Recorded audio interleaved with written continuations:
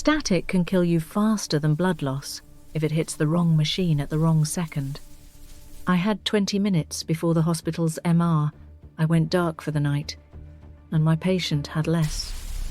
The defibrillator arced, one bright crack of static, like the building hated what we were doing. The transfer papers were perfect, which was the problem.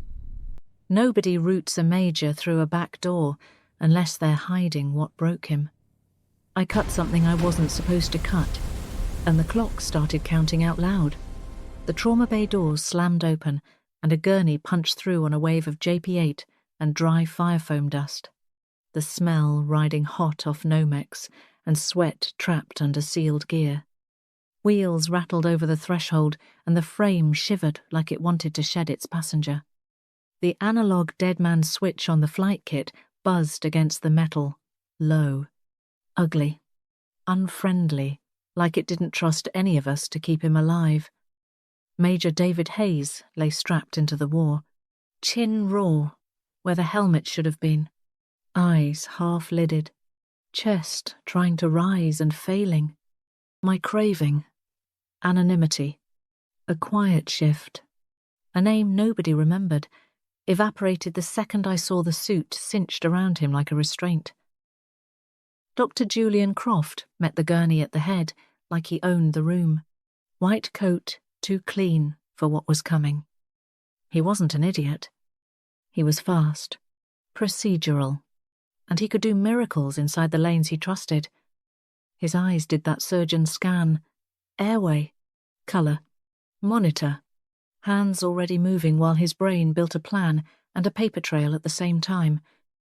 The G-suit around David's ribs swelled again with a mechanical wheeze, hiss, crack, air pressure biting down, bone answering with that wet. Granular grind, you hear more than see. Skin, over bruising, trembled with each pulse, like the body itself was trying to reject the pressure. Julian reached for the paddles, because that's what the algorithm begged for, and the instant his glove touched, the defib snapped a blue-white arc. Static. Everybody flinched, and the room's confidence dropped a full degree. Julian's pinky flicked up to nudge his glasses back. Sterile habit under stress. And his voice sharpened. Sore. Chest. Open him now. He called for a stenotomy, like it was the only door left. I felt my 2 fingers find my left wrist on their own, pressing the radial pulse, counting my own beat because the room was about to steal it. The number was steady. The situation wasn't. I watched the suit swell one more time and saw David's lips pull back from his teeth, a trapped breath turning grey. I didn't argue. I didn't explain. I slid between Julian and the bed, knocked the chartboard aside, and went for the thigh. Nomex looked like fabric until you tried to cut it. Then it fought like a tire sidewall, heat slick and stubborn. The scalpel skated, grabbed, and bit, the resistance singing up my tendons. I angled across the swollen valve housing where the pressure line fed in, not guessing. Just reading the shape of the failure, the way you read a jammed strap or a seized regulator by what it refuses to do. Julian saw the blade and surged. Not to hurt me, but to stop me before I committed a career-ending act in his trauma bay. What the hell are you doing? Step back. His hand hit my shoulder, hard enough to bruise later, and his other hand hovered near my wrist, like he was deciding whether to take the instrument from me. The suit hissed again. Hiss! Crack! And under my gloves, I felt the hard give of ribs shifting under compression, bone ends kissing, grinding, ready to splinter worse. I drove the cut deeper, and the valve assembly tore with a dry pop. Air dumped out in a harsh exhale, cold against my knuckles. The fist unclenched. David's chest rose. Not pretty. Real. The dead man's switch buzz stuttered, then kept going, as if it had filed the moment and moved on. Julian froze for half a breath. outrage resetting into triage math, then snapped back to airway and oxygen, making the save solid instead of lucky. Nobody clapped. The monitor finding a rhythm was the only applause we got. Relief hit, dangerous and brief, and right behind it came the price. Hospital security poured in, radios high, hands on cuffs, eyes on me like I was the contaminant. The closest one smelled like stale gum and antiseptic, the kind you rub on before you touch a patient and after you touch a mess. One grabbed my wrist, another yanked my badge clean off my lanyard, plastic snapping against my collarbone. I let them. Quiet dignity wasn't a virtue. It was how you survived systems that loved paperwork more than outcomes. The old compulsion had already taken over. I couldn't watch a wrong procedure kill a patient, and now the procedural friction did what it always did. Cold steel cinched my wrists behind my back, forcing my shoulders open, turning every breath into a reminder that my private rule had teeth. They marched me toward the hall while David breathed and Julian spoke fast to the director, trying to build a legal shelter out of words I didn't have time to say. They parked me in the hallway just outside the trauma bay, hands cuffed behind my back like I was going to steal a CT scanner on the way out. The director had arrived in a suit that didn't belong in this light, carrying his authority like a disinfected tray. He spoke in the tone people used when they wanted to sound compassionate while sharpening a knife. He said, scope of practice, reckless endangerment, mandatory reporting, and he kept glancing past me at the bay as if the fact the patient was still alive complicated his math. Julian stood beside him, jaw tight, still flushed from the save, glasses slightly crooked where his pinky had kept nudging them back.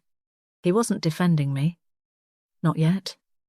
He was defending the idea that his trauma bay hadn't become a crime scene.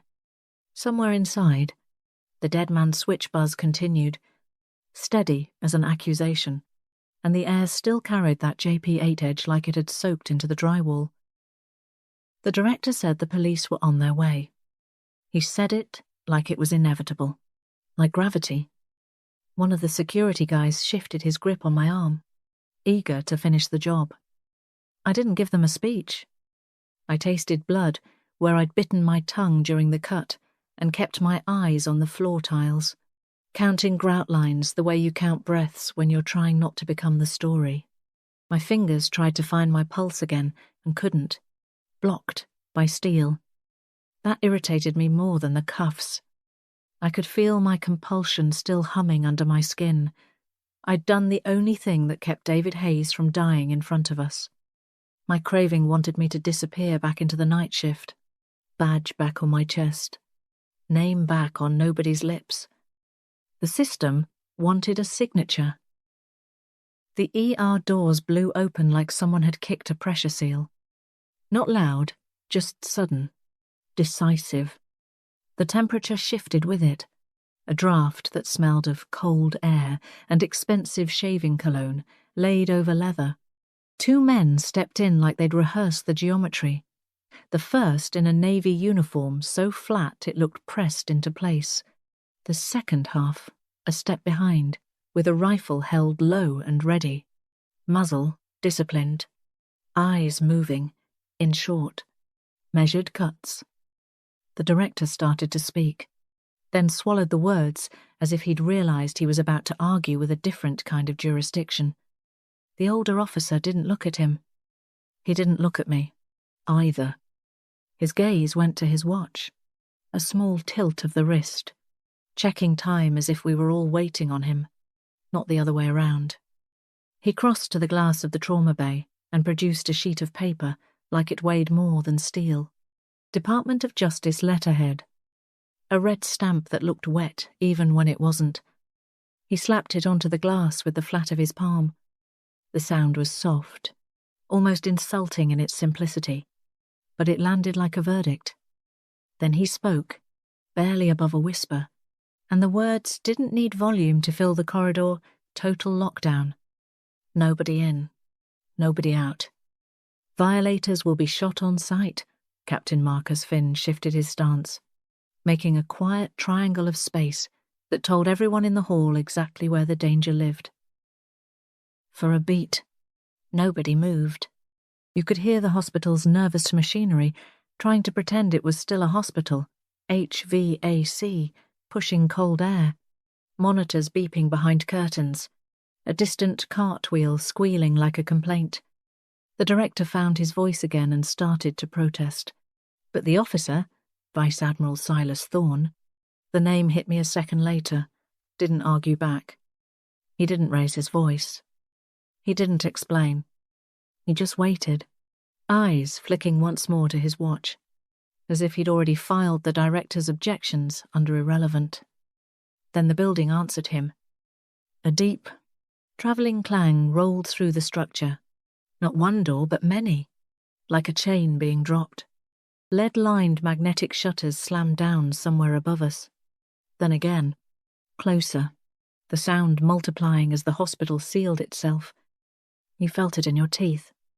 The air pressure changed, trapping the cold inside like we'd been packed into a vault. Security loosened on me without meaning to, startled by the sound, then tightened again out of habit. The director's face went pale in a way that had nothing to do with fluorescent lighting.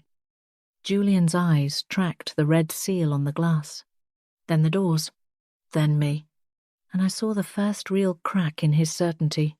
This wasn't about malpractice anymore. This was containment.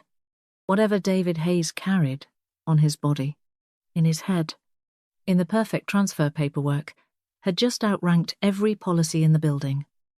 My private rule didn't care about ranks.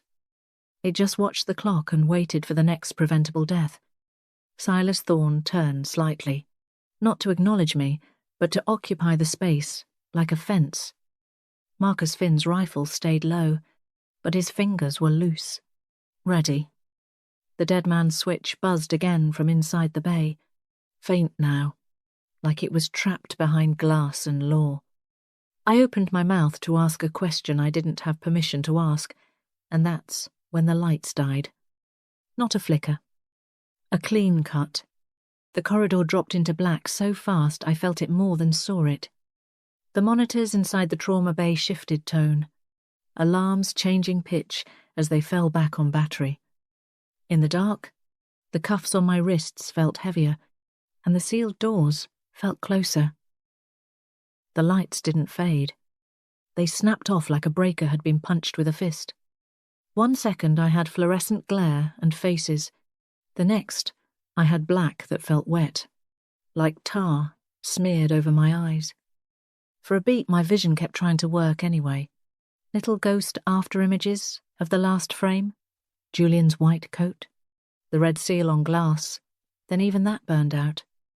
In the trauma bay, machines became voices.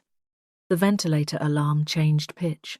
A thin, frantic chirp that said, battery, battery, battery. And every person in the room started listening harder because vision was suddenly optional. A monitor somewhere threw a dim green line across a wall, then steadied, like it was pretending nothing had happened.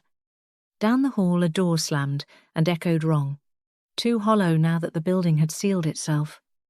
Cold air kept moving through the vents, HVAC still pushing like it hadn't gotten the memo, and the smell of JP8 and dried foam stayed in my sinuses like a stain. I tasted metal at the back of my tongue, the way you do when adrenaline dumps and your body starts spending fuel it hasn't earned. My phone came out on instinct, thumb flicking before my brain caught up. No service. Not even a flicker. The hospital Wi-Fi icon blinked once and died too. That wasn't a storm. That wasn't the network is down. That was someone making a choice. A jammer, I thought, not because I wanted to play spy, but because I'd heard that same silence overseas when someone decided nobody got to call for help. The building felt smaller when you couldn't reach outside it. Julian's voice cut through the dark. Too loud, because he couldn't see the room he was commanding. We need power. Get facilities, he kept talking. throwing orders into the black like ropes, and you could hear the strain underneath, the part of him that hated not being able to verify. His pinky hooked his glasses up again, the little sterile tick still alive in him even when the world went blind. I bit down on my penlight, cheap plastic. There was faint taste of disinfectant and old coffee, and clicked it on with my teeth. The beam was weak, but it was mine. It skated over David Hayes and caught scorched gear on the gurney. A charred plate with a yellow warning sticker. FOD. FOD-DE. Foreign object, debris. The kind of label that lives on flightline equipment for a reason. In the dark, it looked like a joke somebody had taped to a coffin. David lay still, jaw slack, lips cracked from oxygen hunger. The suit bladder at his thigh sat deflated where I'd cut it. But his breathing wasn't right without the vent. The chest that had finally started rising was already slowing, like a tide going out. I reached for his left wrist, 2 fingers pressing where the radial pulse should answer, my own tell showing up when I was trying to be invisible. His pulse was there, thin and fast, like a thread being pulled through a needle. Each beat felt slippery, hard to hold on to. I listened for the subtle rub of broken ribs under bruised skin when the bag pushed air in. That gritty, tiny crackle that says things are damaged and moving anyway. Julian leaned in, trying to see what I was seeing, and the fear in his face had changed shape. Earlier, it had been legal and procedural. Now, it was animal. "What is that?" he asked. And the way he asked told me he already knew it wasn't something he could order on a screen. I didn't give him a lecture. I didn't have 30 seconds to turn this into a classroom. I held the syringe where the light could catch it and watched his pupils pinch when he saw the colour. Then I said it, clean and ugly, so it would stick. Cherry red blood. Bitter almonds. This isn't a plane crash. It's binary cyanide. They're inside the building. The room went quiet in the way people go quiet when they realise the danger has a mind. Julian's pinky rose toward his glasses, then stopped halfway, like the habit had hit a wall. Somewhere beyond the curtains, a radio hissed once and went dead. Outside the bay, something scraped along the corridor, slow, deliberate, metal on floor, and my skin tightened along my arms. The jammer meant whoever did this wanted us dumb. The blackout meant they wanted us blind. I kept my fingers on David's pulse and listened to the ventilator's battery chirp like a countdown, my private rule humming under my ribs. Don't let a preventable death happen on your watch. In the doorway, the black seemed to thicken, waiting for whoever belonged to it to step through. The ventilator's alarm didn't get louder. It got tired.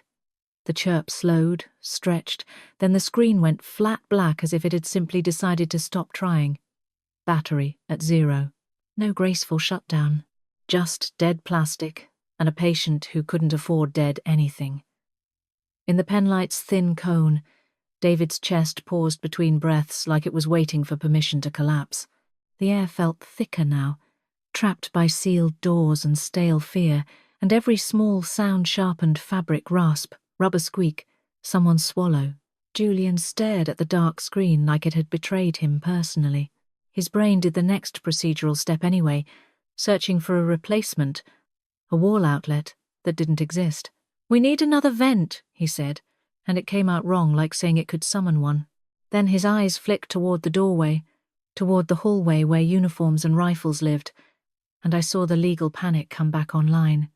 He took a half step away from the bed. My 2 fingers went to my own left wrist without thinking, pressing my pulse, counting like a metronome because the room had lost its machine one. I tasted that bitter almond note again. Clock, still counting. "Don't," I said, and it wasn't a request. I grabbed the front of Julian's coat and yanked him back in, the fabric bunching under my fist. He smelled like soap and expensive laundry, like he hadn't spent enough nights in rooms that ate people alive. His pinky flicked his glasses up on reflex, then his hand froze when he realized I wasn't letting go. "You can't," he started, voice rising. and the penlight beam jittered as my jaw clenched around it. I found the bag valve mask by touch and shoved it into his hands.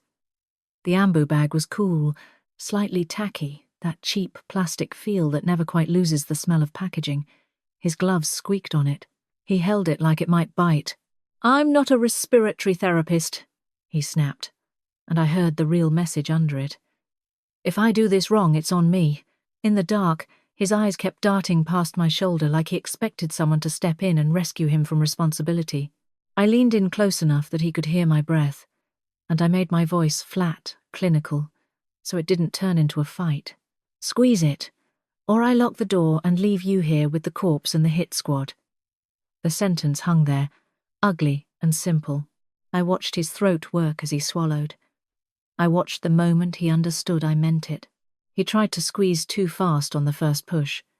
Feared as that turns hands into pistons, I caught his wrist and stopped him mid-compression, the bag pushing back against our palms with springy resistance. "Slow," I said. "Listen." I didn't have a watch I trusted, so I used what was left. Sound and feel. I guided his hands down and released, making him pay attention to the little dry noise the valve made when it moved. Hiss! Click! I counted under my breath, steady. 1 squeeze. Then wait. 6 seconds can feel like a year when you're staring at a chest that might not rise again. We got into a rhythm that wasn't pretty, but it was survivable. His grip tightened, then loosened when he felt the elastic recoil through the thin plastic, that subtle pushback that says the lungs took something and gave something back. Too hard and you could hear it in the patient. A wet protest. Too soft and you could see the colour drain. I kept my fingers on David's pulse between breaths, counting beats against Julian's squeezes, triangulating a reality neither of us could see. Julian's face shone with sweat in the penlight, and his pinky kept twitching toward his glasses like he wanted to reset himself into a world where procedures worked. The hallway outside didn't feel like a hallway anymore. It felt like a throat. Narrow, waiting to swallow. I swung the penlight beam toward the doors and caught drifting dust in the air like tiny insects. "We're moving," I said, because staying still was how you got found. Julian's eyes widened. "With him like this?" he asked, and I didn't answer with words. I got my shoulder into the gurney and pushed. Wheels rattled. The bed fought every threshold seam, every cable, every piece of debris left behind by panic. Julian kept squeezing on my count, his elbows locked, his whole body stiff with the effort of doing the wrong job because nobody else was going to. We aimed for the MRI suite because the building had built it like a bunker, lead-lined walls, heavy doors, the kind of room that keeps dangerous fields inside. The door's handle was cold under my palm. I dragged it open, and the air inside smelled different, cleaner and colder, like metal and sealed plastic. We shoved the gurney through and I pulled Julian with it, then kicked the door shut hard enough to rattle the frame. For a second, the darkness felt less thick in there, contained. David's chest rose under the bag and fell. Julian's hands kept time. Hiss. Click. My pulse under my fingers steadied into something I could work with. Then, from the corridor outside, came the sound of boot soles finding their rhythm on tile, slow, deliberate, not hospital shoes. The footsteps stopped right on the other side of the MRI door, close enough that I could hear someone breathe. The MR1 suite had its own kind of silence, the kind you pay for with lead and liability. The penlight beam died against matte walls and stainless edges, swallowed instead of reflected. David's gurney sat wedged crooked between the console and the door, like we'd tried to park a car in a closet. Julian's hands kept working the ambu bag because stopping meant watching a chest go still. Hiss, click, 1 squeeze, then the long wait that made your teeth itch. The bag made a dry, papery sound each time it refilled, and the valve answered with a little plastic snap. In the gap between breaths, I could hear the building. Vents pushing cold air through sealed ducts, distant battery alarms singing to themselves, water somewhere tapping like it couldn't decide whether to drip or run. Right outside the MRI door, someone breathed. Slow, controlled. close enough that my skin crawled with the idea of a face pressed to the other side of metal. Boot soles shifted, rubber and grit on tile. Not the squeak of Crocs, not the hurried scuff of a nurse who forgot she was running. These were heavier steps, spaced out like the person wearing them had time. A scrape of tools followed metal teeth on metal, then a soft, ugly ratchet sound, telling us they were testing doors in order, not guessing. Somewhere down the hall a latch popped, then another, the sound travelling through the bones of the building. A radio chirped in the corridor short, digital, too clean, and it wasn't the scratchy civilian chatter you hear when cops are bored. This tone was encrypted, clipped, a private language built for people who'd learned not to waste syllables. It fired a little beep pattern, then silence, like a heartbeat you couldn't find a pulse for. The hair on my forearms lifted. Whoever was out there wasn't local. They weren't improvising. Julian glanced at me over the bag, eyes wet with strain, and I read the question he didn't ask. "Are you going to let them in here?" His pinky twitched toward his glasses, then stopped. He was listening now. He'd heard the same rhythm I had. I kept my voice low, because the door was thick, but sound is a traitor. "They're sweeping," I said, and Julian flinched like I'd slapped him. The ambu bag wheezed under his grip, and I adjusted his wrist without looking, forcing the timing back into the pocket where David could survive it. Hiss! Click! My fingers went to my own left wrist again, 2 taps to catch my pulse. Fast. Controlled. My compulsion wanted me to open the door and solve the problem with the simplest tool available. Action. My craving wanted me to stay hidden behind lead and let the system eat somebody else. The footsteps outside made that decision for me. The deadbolt sat above the handle, thick steel, the kind you throw when you want to sleep. I leaned in close to Julian's ear and spoke like I was giving a vitals call, not advice. Lock the deadbolt from the inside. No matter what you hear, do not stop squeezing that bag. His eyes widened at the order, then narrowed with anger, then finally settled into something like understanding. He wanted to argue. He didn't. He swallowed it and nodded once. A tight, ugly nod, and his pinky nudged his glasses up like he was bracing for impact. I slid my hand along the door seam and felt the vibration of movement outside, someone's shifting weight, someone touching the opposite handle. They hadn't tried the MRI door yet. Not fully. They were working their way down. I eased the door open a fraction, just enough to spill a wedge of darker hallway into the room, and the cold air that rolled in smelled different. Gun oil, wet nylon, that faint, sterile bite of someone who'd wiped down gear with alcohol. I stepped out. The corridor was a tunnel of swallowed light, emergency strips dead, the only glow a distant red exit sign that might as well have been a joke. I pulled the MRI door shut behind me, feeling the weight of it settle into the frame, and I rotated the external latch into place with a soft, final click. The lock caught. A line was drawn. For half a second I stood with my palm flat against the door, feeling the muffled hiss-click of the bag through lead and steel. Then I took my hand away and moved into the darkness. Bare hands. Empty pockets. No hero stuff. Just a woman who decided to be the loudest target in a building full of quiet killers because the only thing I trusted more than locks was my own willingness to get hurt. The hallway outside the MR, I felt colder than it should have, like the building was trying to preserve whatever it had trapped. I kept the penlight off. Light is a confession. Behind the lead door, I could still imagine the rhythm. Hiss. Click. Julian keeping time. David borrowing air. The corridor stayed black, not movie black, thick, practical black that makes you blink even though blinking doesn't help. I walked by feel, one hand brushing the wall for orientation, fingertips reading chipped paint and sticky old tape residue like braille. The air tasted stale, sealed, with a faint chemical edge that sat on the tongue. Ahead, the smell shifted to alcohol wipes and plastic the pharmacy corner.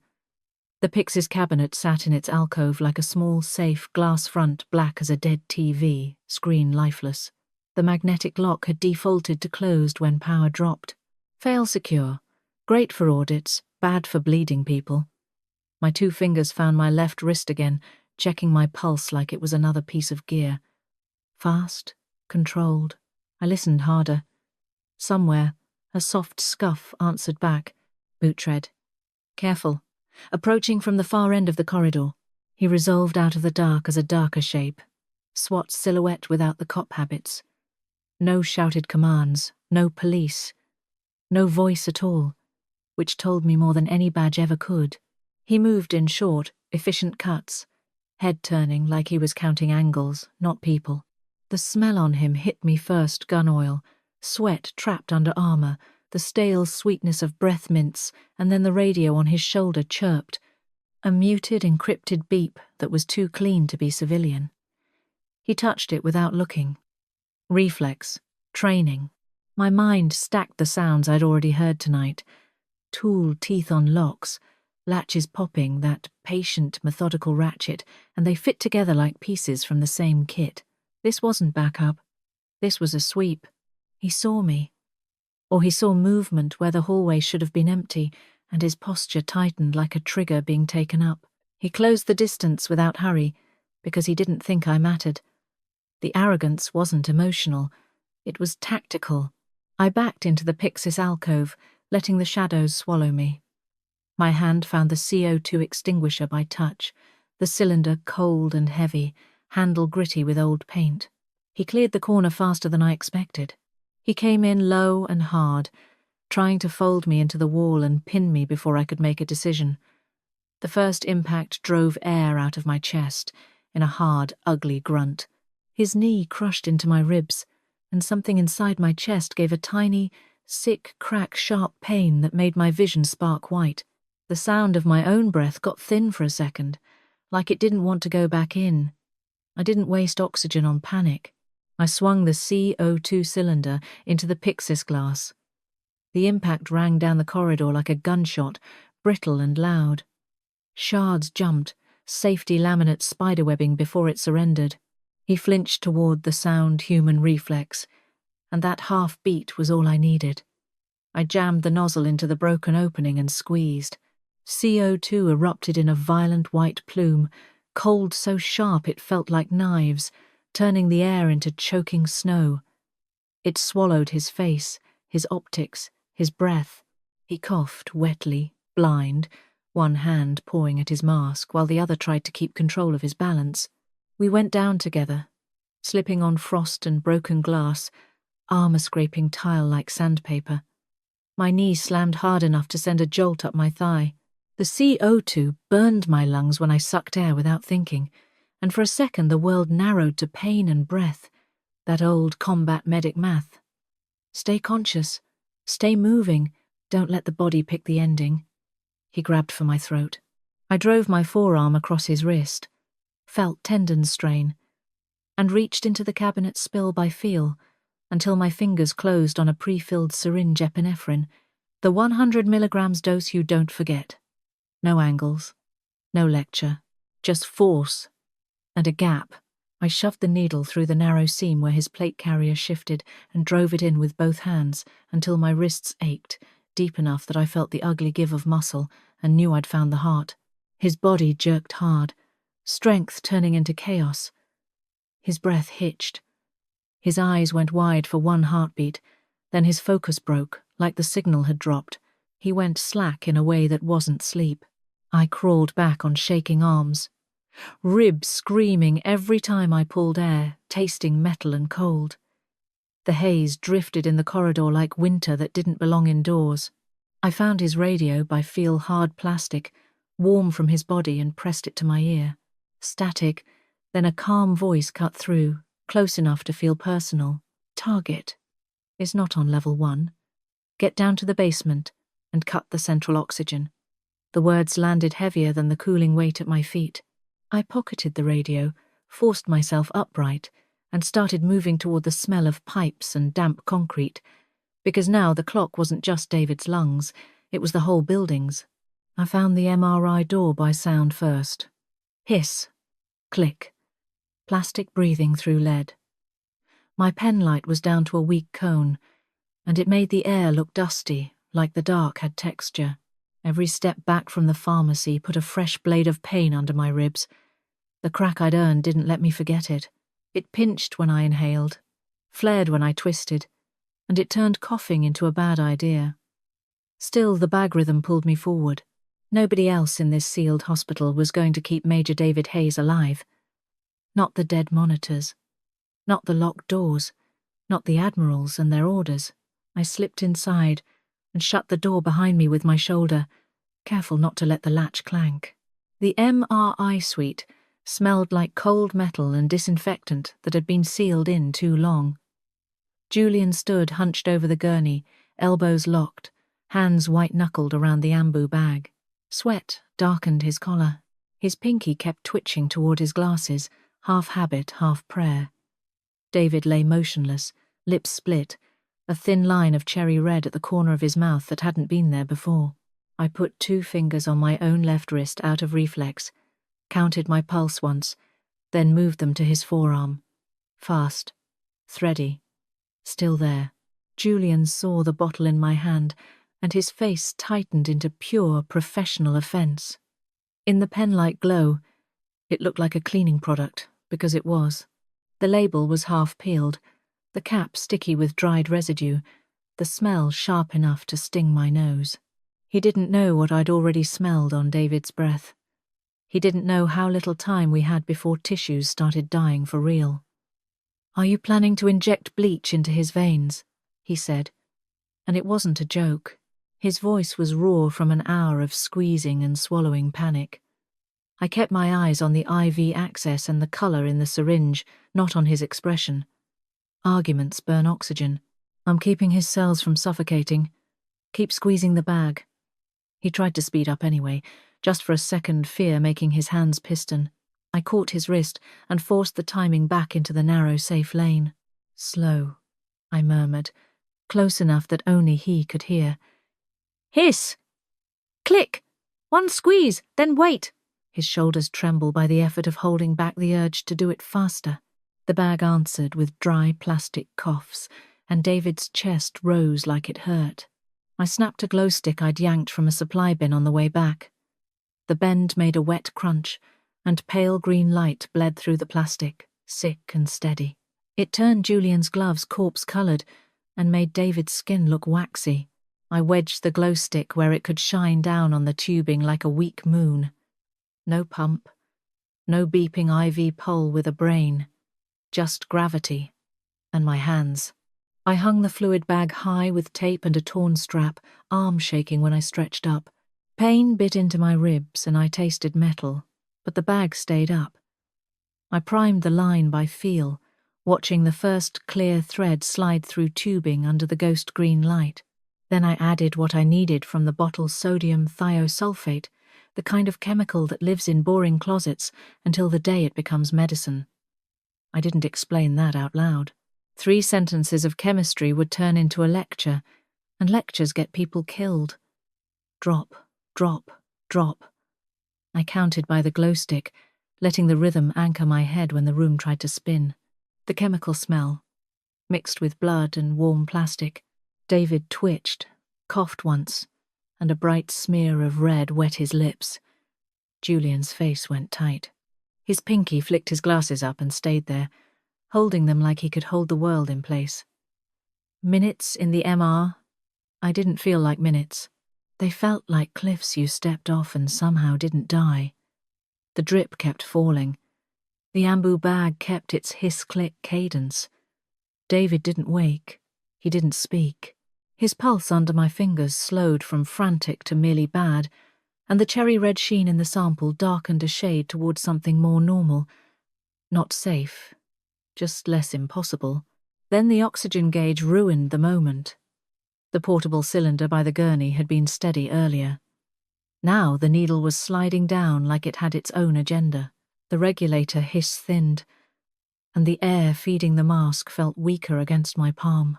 Julian saw it and swore under his breath, the first time I'd heard him sound like a human instead of a credential. I leaned close to the tank and listened, like listening could change pressure. It didn't. Somewhere below us, muffled through concrete, metal bit metal, steady, purposeful, A saw. A wrench. Someone with target fixation, locked onto the oxygen system and nothing else. That was the opening, and the threat in the same breath. "Keep him breathing," I said, voice flat, because if I softened it, I'd waste time. "If that needle hits 0, he dies anyway." The glow stick flickered once, dimming. The needle kept falling. I set the drip, checked David's pulse one more time, and turned back toward the door, ribs screaming in advance. The stairwell down to the basement smelled like damp concrete and old bleach, the kind that clings to the back of your throat. I took it one step at a time because my ribs had become a metronome of pain. 2 deeper breath, and I saw stars. 2 shallow, and my legs got stupid. The hospital above me was sealed and blind, alarms whining on battery like tired birds. The radio I'd stolen sat cold in my pocket, heavier now that I understood the sentence it had delivered. "Cut the central oxygen. You don't need bullets if you can take the air." The lower I went, the more the dark pulsed with light it didn't own. Orange flashes, quick bursts, sparks. The sound came with them, an angry, grinding snarl of a saw chewing steel. I killed my penlight and moved by touch, palm on the wall, boots finding the edge of each step. The air got colder, denser, and it carried the sharp tang of hot metal, like pennies held to a flame. Somewhere, a pipe knocked once, then went still, as if the building was holding its breath along with me. The oxygen station opened into a low room of pipes and gauges and thick handwheels. In each spark flash I caught a snapshot. Concrete walls sweating, pooled water on the floor, tool cases laid out neat as a ritual. A figure in a maintenance coverall stood over the main line, head down, both hands on the saw like it was an argument he intended to win. He never looked around. Target fixation so complete. It turns a room into background noise. The blade jumped once, then bit in again, and sparks arced out, ticking off concrete. He leaned into the cut, body rocking with the motor's vibration. I stayed low behind a row of cylinders, breathing through my nose to keep the sound small. The oxygen line was a thick steel artery, and he was opening it like he had all night. I didn't have a gun, and even if I did, firing down here would be a coin toss with an ugly edge. The environment was already primed. He'd brought the ignition. All I needed was the wrong kind of air in the right place. I spotted the purge valve on a secondary line in the brief glare stout handle, label plate catching light for a heartbeat. It sat close enough to the cut that I could feel the motor's vibration through the floor when I crawled toward it. My palm slid on damp concrete. My ribs stabbed when I shifted my weight. And I had to stop, press my forearm to my chest, and swallow down the instinct to gasp. Noise makes you visible. Sweat ran down my spine under my scrubs, cooling fast in the basement air. Another shower of sparks burst as the blade found purchase. The figure cursed once low, annoyed, then doubled down, widening his stance like he was wrestling the pipe. He never turned his head. I wrapped my hand around the purge handle. The metal fought stiction. Years of being left alone then gave with a reluctant jerk. A sharp squeal cut through the saw's growl, and the line answered with a high-pressure hiss. Pure oxygen dumped into the room, invisible until it caught dust and made it dance. The hiss rose to a steady scream, cold rush on my knuckles, air rushing past to go be dangerous. He finally reacted not by looking for me, but by looking at the new sound. He hesitated, half a beat. Then the saw bit again and threw fresh sparks.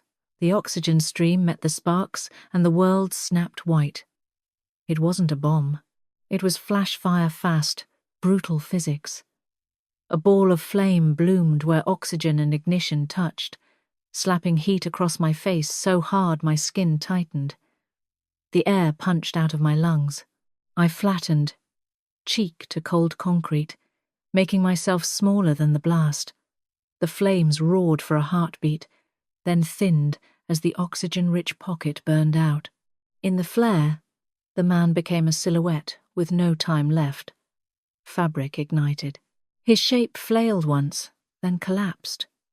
The saw clattered away on wet concrete, motor whining down. Heat rolled past me in a wave, leaving the taste of soot on my tongue. I coughed into my sleeve, ribs screaming at the effort. When the light died, darkness returned with Afterimage's charred valve wheel, black smear on wall. I forced myself up on one elbow and turned the purge handle back until it stopped. The hiss dropped to a whisper, then silence. Above, the hospital's battery alarms kept whining, uncaring. I stayed crouched in the heat-sour dark and listened for footsteps. None came. The line had been wounded, but not severed, and I still had to get back upstairs before the next needle hit zero. The basement didn't go quiet after the flash fire. It got busy. Heat shimmered off the concrete like the room was breathing through clenched teeth, and smoke crawled along the ceiling in low, greasy sheets. The air tasted like burnt insulation, and something darker I didn't want to name. My face stung where the heat had kissed it, and every breath scraped my ribs from the inside out. I stayed low, one hand braced against the floor, listening for the next set of boots. None came. Not yet. Then the building remembered it was supposed to protect itself. A mechanical bell started screaming somewhere overhead, old-school fire alarm, not the polite digital chirp. It hit my ears like a saw blade. A second later, the sprinklers answered with a violent clatter, pipes shuddering, then cold water slammed down through the smoke. The shock of it stole a sound out of me. It soaked my hair, my scrubs, my burned skin, turning hot pain into a sharp, furious ache. Steam rolled up off the floor where heat met water, and the room filled with a wet fog that made everything smell like scorched meat and chlorine. The water found cables and junction boxes, like it had a grudge. Lights flickered once weak, dirty then came back in patches. The oxygen station's gauges glowed a pale green. Somewhere behind me, a fan kicked on and whined like a tired animal. My phone buzzed in my pocket, not from a call, but from the sudden return of the world. 1 bar, then 2. Service. That wasn't luck. Water had hit something that mattered. The yammer, a piece of gear that had been choking the building, finally got shorted out by a system older than whoever brought it. The air didn't feel any safer, but the silence outside the hospital had broken. I forced myself upright, slow, because fast movement made my ribs light up like a warning flare. The coverall-clad body lay crumpled near the pipe run, now just a dark shape under falling water, smoke curling off it in thin ribbons. The saw was dead. The purge valve was shut. The line was wounded, not severed, and the building was still sealed. I put 2 fingers on my left wrist, counted my pulse once too fast, still working, and then shifted my attention to what the fire had left behind. Not closure. Evidence. A device. Not a standard phone. Not a simple USB stick. My fingers recognized the heavily encrypted beveled casing from a life I'd left behind. It was a hardened military PDA, the kind that doesn't care about civilian rules. It was still warm, heat trapped inside its shell. I didn't try to power it. I didn't need to. The weight of it in my hand was the point. I yanked it free with a sharp tug that sent a spike through my ribs, and I bit down hard to keep my breath quiet. Water ran off it in sheets. The screen stayed black. Good. If it lit up now, it would light me up too. I wiped it against my sleeve and slid it under my waistband, tight against skin, where someone would have to get close to take it. Close meant choice. The basement door above me bucked like it had been hit with a ram. The sound carried through concrete and water, a deep concussion that told me the people coming weren't hospital security with keys. Another hit. Metal screamed. Then the door gave, and white light knifed down the stairwell in hard beams. Tactical lights. Multiple. Clean. Controlled. Red dots jittered through the steam as lasers searched for bodies before bodies could search back. Boots hammered down the steps in a disciplined rush that still felt quiet compared to the alarm. Real operators move like they don't want the building to know they're there. They fanned out at the bottom with muzzles low but ready, lights cutting through the fog in overlapping cones. Their gear was uniform, their spacing purposeful, their hands steady in a way the fake SWAT didn't bother with. One of them spotted the burned coverall and flinched, not from pity but from recognition of a mess that had gone loud. "Hands!" a voice barked, and I raised mine, palms open, water dripping from my fingers. I didn't reach for anything. I didn't argue. Quiet dignity wasn't silence for its own sake. It was choosing not to make a move you couldn't take back. More boots hit the stairs. The air shifted again. Expensive shaving cologne, and leather cutting through smoke and sprinkler water like it belonged here. Vice Admiral Silas Thorne stepped down last, unhurried, uniform perfect in a room that looked like a furnace had coughed.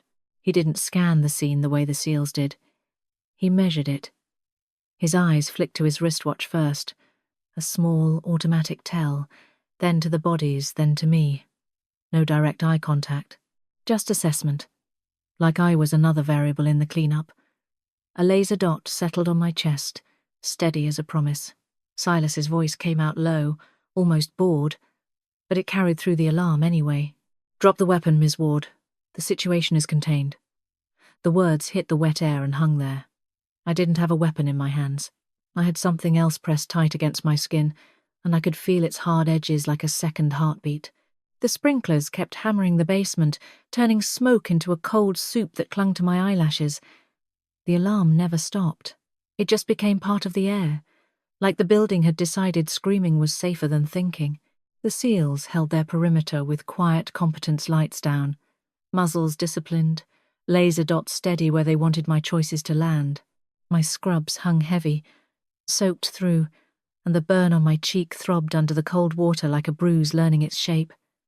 Every breath tugged at my cracked ribs. The pain didn't make me weak. It made me honest about time. Silas Thorne didn't raise his voice. He didn't need to. He stood a step above the puddled floor like he'd negotiated gravity into a contract. His gaze drifted past me, not at me, and landed on his wristwatch again. That was his version of eye contact, a reminder that clocks belonged to him. "You've done enough," he said, soft and final, the kind of tone you use when you're about to close a file. "You can come with us quietly. We can make this useful."